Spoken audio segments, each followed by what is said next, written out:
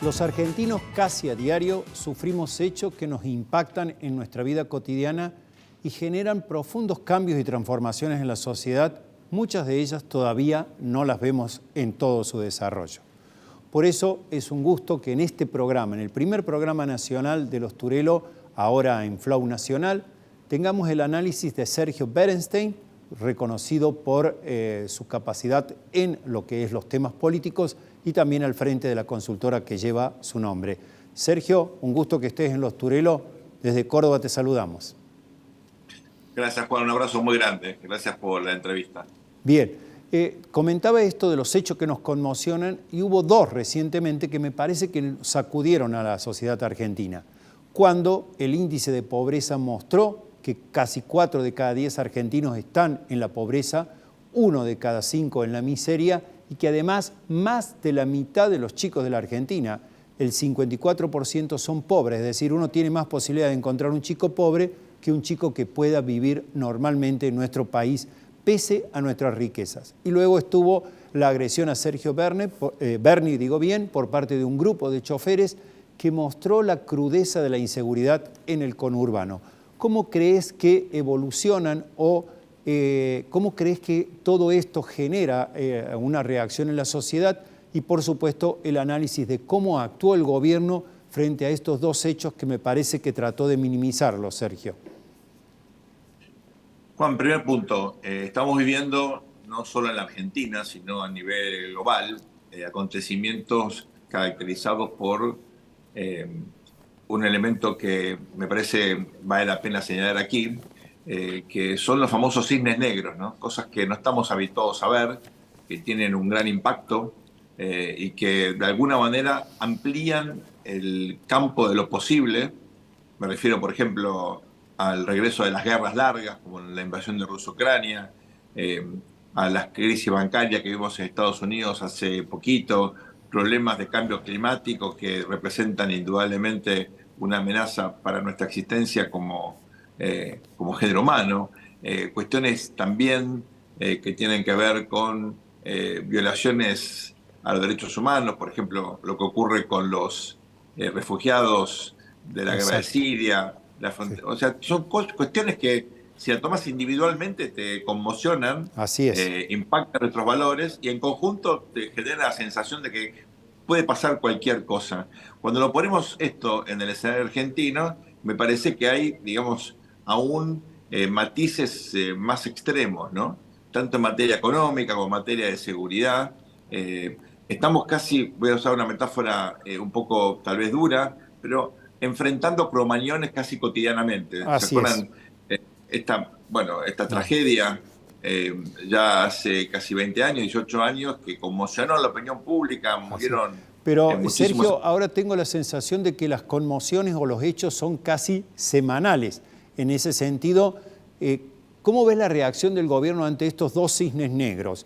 Recientemente, digamos, el aumento de la pobreza y la inseguridad, que parece que fue, digamos, el hecho del ataque a Berni, como que el país se conmocionó porque descubrió que la inseguridad está metida no solo en el conurbano, sino en los hechos más cotidianos de una sociedad, como puede ser atacar a un chofer de colectivo. Estamos viendo, Juan, en casi todo el país. Lo vemos en Córdoba, en Rosario, no solamente en el AMBA, incluso en ciudades del interior que tradicionalmente eran muy tranquilas, hechos de violencia, muchas veces vinculados al consumo o al tráfico de drogas, inacción del Estado o ausencia muchas veces del aparato estatal. Lo vimos, por ejemplo, con los mal llamados o autodefinidos mapuches en el Mascardi, ¿no? Hay como una situación generalizada de pérdida de autoridad pública, de disolución o incluso ausencia sostenida, ¿no?, de la mano justa del Estado, del imperio de la ley y, digamos, una irrupción de las mafias, de todo tipo, ¿no? Frente a lo cual muchas veces aparecen comportamientos sociales extremos, reacciones violentas, Así es. El uso de la violencia por mano propia, intentar hacer, entre comillas, justicia, ¿verdad?, del uso de armas. Todo eso es un círculo vicioso que tiende a escalar en la medida en que, insisto, no hay respuestas por parte de la autoridad pública. El Estado tiene que tener el monopolio de la violencia y en la Argentina esto viene fracasando ya hace mucho tiempo. Por Sergio, respecto a la cuestión de pobreza, sí, es cierto, un punto que vale la pena señalar aquí, Juan, es que no solamente la foto es terrible, es desgarradora, sino lo que en la Argentina se había caracterizado históricamente por tener mecanismos de movilidad social ascendente, así gracias a la es. educación pública, a la salud pública, a las oportunidades de trabajar decentemente, tener un trabajo digno. Todo eso se perdió y ahora no solamente la foto que vos marcás es dramática, sino que aparte los que están peor creen que van a seguir peor durante mucho tiempo. Así es. Sergio, vos decís esto escala y me parece que la sociedad, o por lo menos desde ciertos ámbitos políticos, se habla de una reacción de mano dura. Muchas veces eso implica a veces dejar de lado los derechos de los ciudadanos, los derechos humanos de quienes presuntamente han cometido un delito.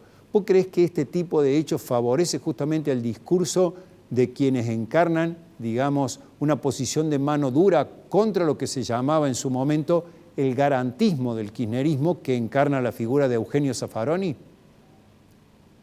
Hay múltiples riesgos, uno es ese. También hay riesgos de que la gente quiera hacer justicia por mano propia. Hay Correcto. riesgos de frustración y gente que decida irse del país porque se siente abrumada con la combinación, ¿no?, de estos elementos materiales y también de la seguridad pública.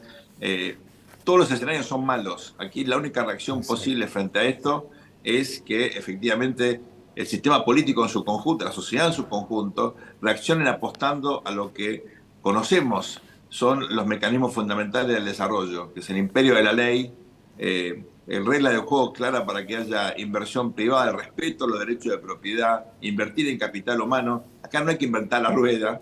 Ningún país que favoreció los mecanismos autoritarios resolvió esta cuestión. A lo sumo hay, digamos, un énfasis en los efectos, pero no en las causas de la inseguridad.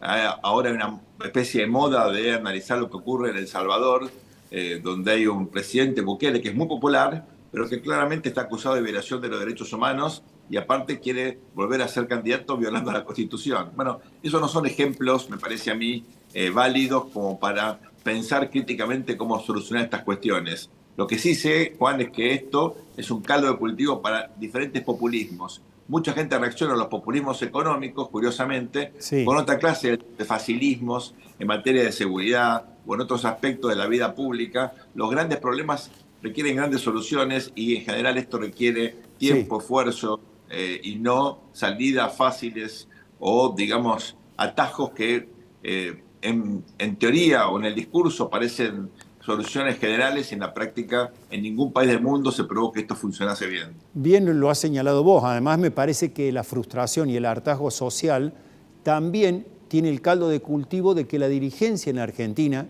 ya sean las autoridades que tienen la principal responsabilidad, como la oposición, vive de internas. Uno escucha a diario los noticieros, los análisis, todos los días están hablando de internas, candidaturas, y nadie hable, como vos decís, de un programa integral con la seguridad, la educación, la inflación. Parece que esos temas no están en la agenda de quienes están preocupados más en ser candidato de aquí a 3, 4 meses, Sergio.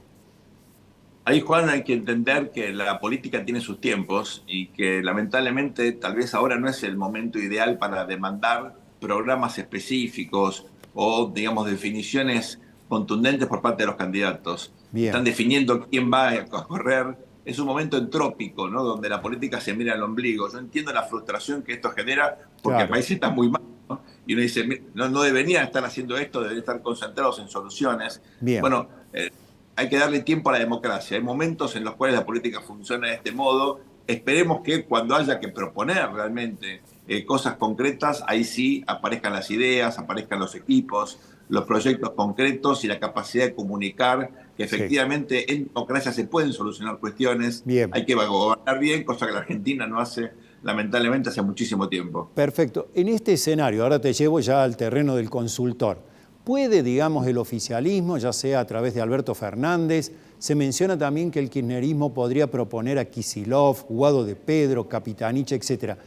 Te pregunto primero por el oficialismo y luego por la oposición. ¿Puede recrear la confianza de la sociedad o, como decís vos, acá puede aparecer un signo negro con recetas populistas que nos lleven en esa dirección, Sergio? Juan, con prudencia, porque los sondeos de opinión pública lamentablemente no tienen capacidad de predicción, sí nos dan escenarios o capacidad de definir cuestiones que tienen que ver con lo que está pasando ahora, no nos permiten determinar los comportamientos futuros de la ciudadanía.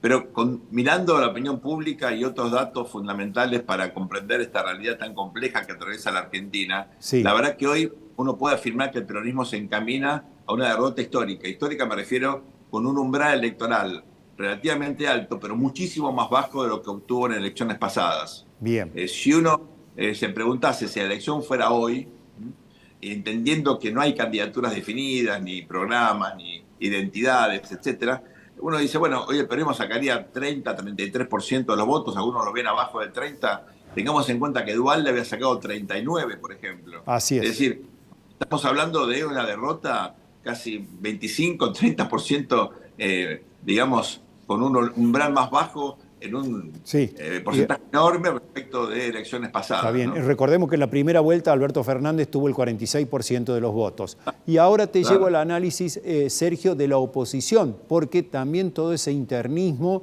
me parece que genera desconfianza en la sociedad si van a poder armar un plan y van a lograr recuperar la confianza luego de lo que fue, digamos, los últimos meses de la gestión de Macri con malos resultados económicos. O si todo eso va a ir hacia Milei u otros candidatos. ¿Cuál es tu análisis? En primer lugar, creo que vamos a una elección donde no podemos hablar en singular, sino en plural, las oposiciones. Las Creo que oposiciones. efectivamente Juntos por el Cambio va a tener indudablemente un umbral significativo, probablemente hoy fuese la primera minoría, ¿verdad? Pero Milei se ha conformado o se ha convertido en un candidato con enorme potencial. Hay algo que hay que marcar, Juan, de forma muy clara. Hasta ahora, Milei es el único candidato definido, ni en Juntos por el Cambio, ni en el Frente de Todos, o como se Está bien. llamen de acá a junio, hay candidaturas definidas, con lo cual, cuando uno pregunta intención de voto, bueno, compara peras con manzanas, porque hay un candidato muy claro por un lado y ausencia de candidatos todavía en las otras coaliciones. Esto me parece un dato muy significativo. Entonces, cuando uno analiza grandes tendencias, las preferencias subyacentes del electorado, que es lo que hacemos con Eduardo D'Alessio, ahí hay tres hechos estilizados que me gustaría definir. Primero, hace ya mucho tiempo que Juntos por el Cambio, cuando uno pregunta a la gente qué coalición va a votar, supera el 40%, tiene el mismo umbral que obtuvo Macri en octubre del 2019. Punto Correcto. número dos, el peronismo tiene efectivamente un umbral de casi el 30%, pero no tiene por ahora un techo mucho más Ah, alto que ese. exacto. Y punto número tres, preocupación por lejos más importante de este país es la economía en general, la inflación en particular. Bien. Y lo que vemos en este contexto es que la crisis está empeorando, con lo cual yo quiero ser muy prudente aquí. Los datos que hoy tenemos son obviamente importantes para la foto de hoy. Me parece que la película va a ser escrita y a veces tengo miedo que sea de suspenso o incluso de terror. Bueno, nos quedamos con esta foto de hoy, Sergio. Seguramente vas a participar en la película, en el desarrollo a lo largo del año. Te agradecemos este contacto con los Turelo en esta primera edición a través de Flow Nacional. Muchas gracias y nos encontramos próximamente. Abrazo grande, Juan, y felicitaciones por el nuevo ciclo.